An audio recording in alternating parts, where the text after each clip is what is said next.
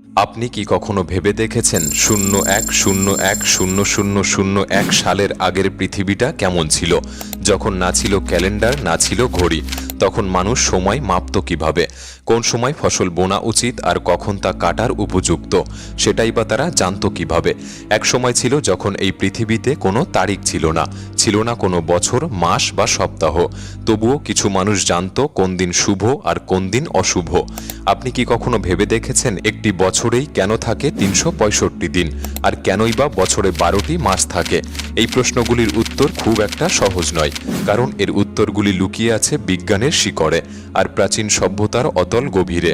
তাই আজকের ভিডিওতে আমরা সময়কে অনেক পেছনে নিয়ে যাব, যে সময় কোনো তারিখ ছিল না, না ছিল ঘড়ি।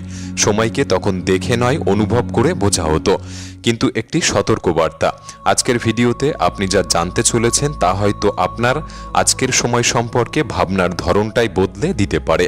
যদি ইচ্ছুক থাকেন তাহলেই ভিডিওটি সম্পূর্ণ দেখার অনুরোধ রইল। আর নতুন বন্ধুরা অবশ্যই পাশে থাকা সাবস্ক্রাইব লেখাটি প্রেস করে বেল আইকনের অল অপশন সিলেক্ট করুন। এমন একটি প্রশ্ন আছে যার উত্তর আজও পুরোপুরি কেউ ব্যাখ্যা করতে পারেননি, না ইতিহাসবিদ না বিজ্ঞানী। প্রশ্নটা হলো, যখন ঘড়ি ছিল না, ক্যালেন্ডার ছিল না, তখন মানুষ সময় বুঝত কিভাবে? ভাবুন, আপনি এমন এক জগতে আছেন যেখানে কোনো তারিখ নেই, কোনো সময় নেই, নেই কোনো নববর্ষ, নেই কোনো ঘড়ি বা ক্যালেন্ডার। আপনি জানেন না আজকে কত তারিখ বা কী বার। তাহলে আপনি বুঝবেন কিভাবে কখন কার সাথে দেখা করতে হবে? জন্মদিন পালন করবেন কবে? উৎসব, পূজা, ঈদ এসব উদযাপনই বা করবেন কোন তারিখে? ব্যাপারটা বেশ জটিল, তাই না? কিন্তু অবাক করা বিষয়, তখনকার মানুষ ঠিকই তাদের জীবন চালিয়ে যাচ্ছিল।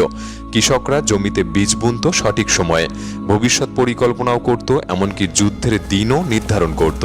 অথচ তখনও কিন্তু 1 জানুয়ারি 0001 সাল শুরু হয়নি। তাদের হাতে ছিল না কোনো ডিজিটাল ঘড়ি, তবুও তারা জানত কোন সময় গুরুত্বপূর্ণ বা কোন সময় বিপজ্জনক।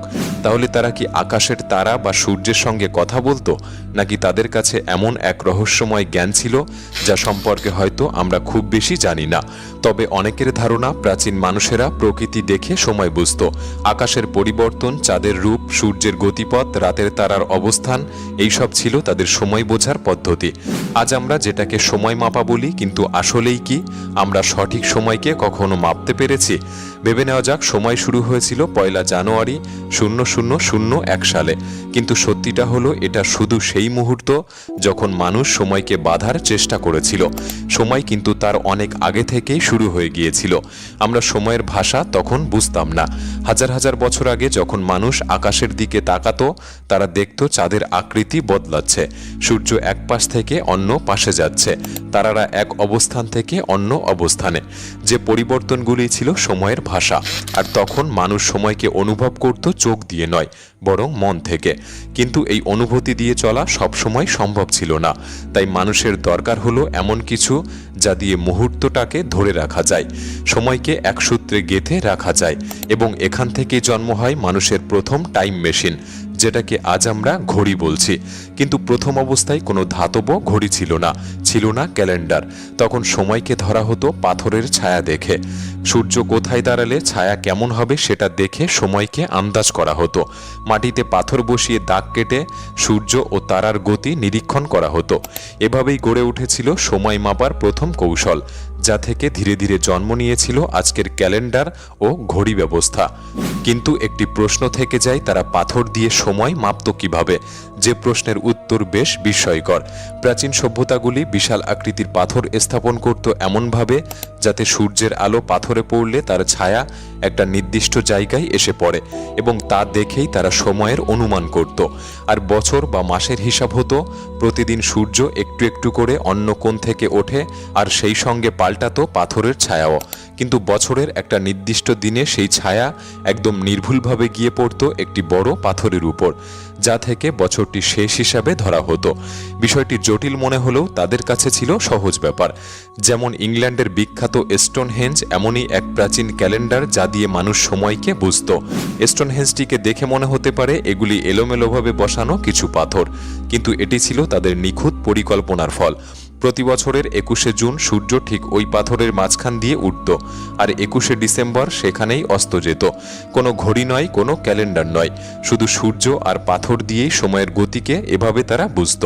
২০২২ সালের এক গবেষণায় দেখা গিয়েছে, স্টোনহেঞ্জের প্রতিটি পাথর বছরের এক একটা দিন বা সপ্তাহকে সূর্যের আলো দ্বারা চিহ্নিত করে, যা আজকের দিনের ক্যালেন্ডারের মতো। ওই পাথরগুলি ছিল তাদের সময়রক্ষক প্রহরী। তাই স্টোনহেঞ্জের ছবি দেখলে ভাববেন না এটা শুধু কিছু পাথরের গাঁথুনি। এটা ছিল এক বিস্ময়কর বৈজ্ঞানিক ক্যালেন্ডার, যা পাথর আর সূর্যের আলো খেলায় সময়কে বোঝা হতো। শুধু ইংল্যান্ড নয়, ভারতেও এমন বহু স্থানে সূর্য আর সময়ের গণনা বহু হাজার হাজার বছর আগে থেকেই শুরু হয়েছিল। এমনকি বাংলাদেশেও আমরা বহু মন্দির ও প্রাচীন স্থাপত্যের সময় গণনার ছাপ খুঁজে পাই। মন্দিরগুলি শুধু উপাসনার জায়গা ছিল না, সেগুলি ছিল সময় গণনার কেন্দ্র। যেমন ওড়িশার কোণার্কের সূর্য মন্দির। অনেকের ধারণা এটি কেবল উপাসনার জন্য বানানো হয়েছিল না, বরং এটি ছিল এক প্রাচীন টাইম মেশিন, যা সময় আর ঋতুর হিসাব রাখত।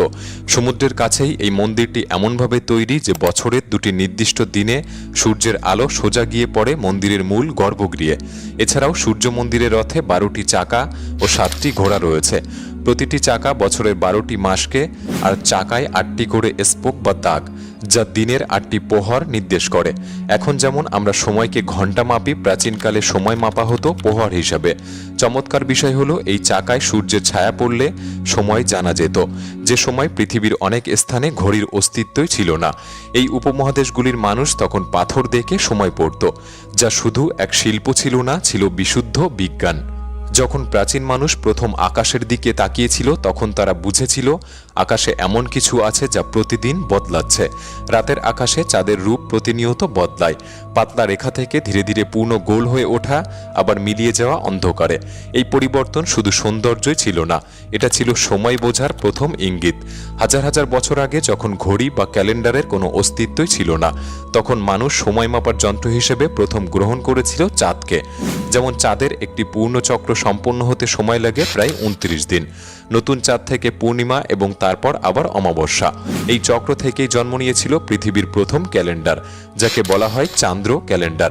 ভারতীয় পঞ্জিকায় তিথি, পক্ষ ইত্যাদি ধারণাগুলি ঠিক এই চাঁদের গতিবিধির উপর নির্ভর করেই তৈরি হয়েছিল। এই ক্যালেন্ডার শুধু সময় বোঝার উপায় ছিল না, এটাই হয়ে উঠেছিল সমাজ, ধর্ম, কৃষিকাজ আর উৎসবের ভিত্তি। কবে উপবাস বা রোজা কবে, কখন বিয়ে হবে, কোন দিন পূজা বা ঈদ, সবই ঠিক হতো চাঁদের হিসাব ধরে। যেমন এখনো পর্যন্ত চাঁদের উপস্থিতি দেখেই ঈদের সূচনা করা হয়। এছাড়াও আরও একটি মহাজাগতিক শক্তি দেখে সেই সময় সময়কে বোঝা হতো, তা হলো সূর্য। সূর্যের একটি পূর্ণচক্র মানে 365 দিনের একটি বছর। সূর্য ছিল চাঁদের মতোই স্থির, নির্ভুল ও অনুমানযোগ্য। এই কারণেই মিশরীয় ও রোমান সভ্যতা গ্রহণ করেছিল সূর্যভিত্তিক ক্যালেন্ডার, যেটাকে আমরা বলি সৌর বর্ষপঞ্জি। তবে এখন প্রশ্ন হলো, একদিকে রয়েছে 29 দিনের চান্দ্র ক্যালেন্ডার, অন্যদিকে 365 দিনের সৌর ক্যালেন্ডার। তাহলে কোনটা বেশি প্রাকৃতিক ও নির্ভরযোগ্য? এই দ্বন্দ্বের সমাধান হয়েছিল ভারতে। ভারতবর্ষে তৈরি হয় এক অনন্য ক্যালেন্ডার পদ্ধতি, যা দুটিকেই মিলিয়ে তৈরি করা হয়েছিল, এবং এর নাম দেওয়া হয়েছিল চান্দ্র সৌর পঞ্জিকা বা লুনি সোলার ক্যালেন্ডার। এই ক্যালেন্ডারে প্রায় 32 থেকে 33 মাস পর পর একটি করে অতিরিক্ত মাস যোগ করা হয়, যাতে চান্দ্র বছর সৌর বছরের সঙ্গে মিলে যায়। বাংলাদেশেও বহুদিন ধরে এই ধরনের সময় গণনার চর্চা চলে এসেছে, বিশেষ করে বাংলা পঞ্জিকা ও ধর্মীয় উৎসবগুলিতে এর প্রভাব স্পষ্ট করতে। এই ক্যালেন্ডার বুঝতে প্রাচীন পণ্ডিতরা সৌরবিদ্যার সাহায্য নিয়েছিলেন। চাঁদ, সূর্য, গ্রহ, নক্ষত্রের গতিবিধির হিসাব করেই তারা এই ক্যালেন্ডারটিকে তৈরি করেছিলেন। বর্তমানে সৌর ক্যালেন্ডার মূলত আধুনিক জীবন, প্রযুক্তি, প্রশাসন ও আন্তর্জাতিক কার্যক্রমে ব্যবহৃত হয়। এটি সময় পরিমাপে সবচেয়ে গ্রহণযোগ্য এবং বৈজ্ঞানিকভাবে নির্ভুল একটি পদ্ধতি।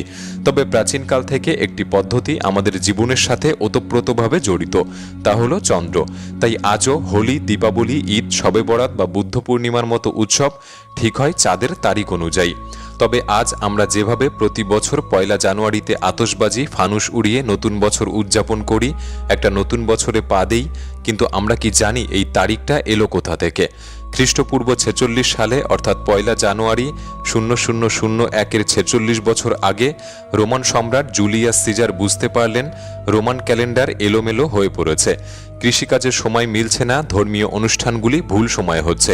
এই জট খুলতেই তিনি চালু করেন জুলিয়ান ক্যালেন্ডার, যেখানে প্রতি বছর ৩৬৫ দিন আর প্রতি ৪ বছরে একবার লিপ ইয়ার রাখা হয়, যে ক্যালেন্ডারটা শুরু হয় সরাসরি ১ জানুয়ারি খ্রিস্টাব্দ ১ থেকে, মানে ০০০০ সাল বলে কিছুই ছিল না, যেটা যীশু খ্রিস্টের জন্মবর্ষ বলে ধরা হলেও ইতিহাস বলছে যিশুর জন্ম আসলে তারও ৪ থেকে ৬ বছর আগে হয়েছিল। এভাবে বহু শতাব্দী চলার পর দেখা গেল এই ক্যালেন্ডারে পৃথিবীর গতি অনুযায়ী সময়ের সঙ্গে ১০ দিনের গড়মিল হচ্ছে। জুলিয়ান ক্যালেন্ডার পৃথিবীর প্রকৃত গতির তুলনায় প্রতি বছর প্রায় ১১ মিনিট করে বেশি সময় গণনা করছিল। এই ছোট্ট ভুলটা ১৫০০ বছর ধরে জমে গিয়ে ১০ দিনের গড়মিল তৈরি করেছিল। ফলে খ্রিস্টীয় ক্যালেন্ডারে বসন্ত বা ধর্মীয় উৎসবগুলি আসছিল ভুল সময়ে। তখন পোপ গ্রেগরি অষ্টম ১৫৮২ সালে একটি ভুল ঠিক করে দেন। পুরনো ক্যালেন্ডার থেকে সরাসরি ১০ দিন বাদ দেওয়া হয়।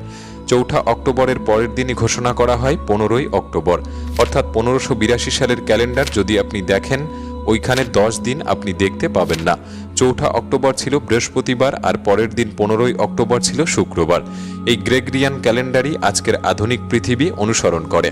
তাহলে এবার প্রশ্ন ওঠে, এক বছরে ১২ মাস, এক মাসে প্রায় ৩০ দিন, এই হিসাবগুলি কিভাবে এলো? সবটাই কি কাকতালীয়, নাকি সবটাই নির্ভর করে সূর্য, চাঁদ ও পৃথিবীর গতি পরিক্রমার উপর? পৃথিবীর নিজ অক্ষে একবার ঘোরে ২৪ ঘন্টায়, এটাই একদিন। চাঁদ পৃথিবীকে একবার পাক খায় ২৯ দিনে, এটাই এক মাস। আর পৃথিবী সূর্যকে ঘিরে একবার ঘুরতে সময় নেয় ৩৬৫.২৫ দিন, এবং এই সময়ের মধ্যেই চাঁদ ঘোরে ১২ বার, তাই এক বছরে হয় ১২ মাস। এবং পৃথিবীর গতি ০.২৫ দিনের হিসাব সামাল দিতে প্রতি ৪ বছর অন্তর একদিন বাড়িয়ে লিপ ইয়ার গণনা করা হয়। তখন ফেব্রুয়ারি হয় ২৯ দিনে। আজকের দিনে প্রযুক্তি এই হিসাব সহজ করে দিয়েছে, কিন্তু প্রাচীন যুগে মুনি ঋষিরা খালি চোখে খালি মাথায় এইসব হিসাব করে গেছেন। সময়কে তারা শুধু সংখ্যা নয়, জীবন্ত অনুভব হিসাবে দেখতেন। আজ আমরা হয়তো শুধু ক্যালেন্ডার আর ঘড়ির মধ্যেই আটকে গেছি, ভুলে গেছি সময়ের আসল ভাষা এখনো লুকিয়ে আছে সূর্য, চাঁদ আর হৃদস্পন্দনের মাঝখানে। ১ জানুয়ারি ০০০১ এটি কোনো নতুন সময়ের শুরু ছিল না, শুধু একটি মাত্র দিন ছিল। সময় একটা নদীর মতো চুপচাপ বয়ে চলে নিজের গতিতে। আমরা কেবল তীরে দাঁড়িয়ে তার ধার দেখি, ঘড়ির কাঁটায় সেই নদীকে বাঁধতে চাই, কিন্তু নদী কি কখনো কারো বাধাই থেমেছে? হয়তো সময় কখনো শুরুই হয়নি, আর শেষও হবে না। শুরু আর শেষ এটা আমাদের তৈরি করা মাপকাঠি। প্রকৃতির চোখে সময় এক চক্র, এক প্রবাহ, কিন্তু আমরা মানুষ কখন যেন সেই সময়কে পাতায় ছাপানো সংখ্যায় বানিয়ে ফেলেছি। ভিডিওটি কেমন লাগলো কমেন্ট করে জানাতে পারেন, একটি লাইক করতে পারেন, চ্যানেলটি সাবস্ক্রাইব করে রাখতে পারেন। তাহলে দেখা হচ্ছে পরবর্তী নতুন একটি এপিসোডে। ধন্যবাদ।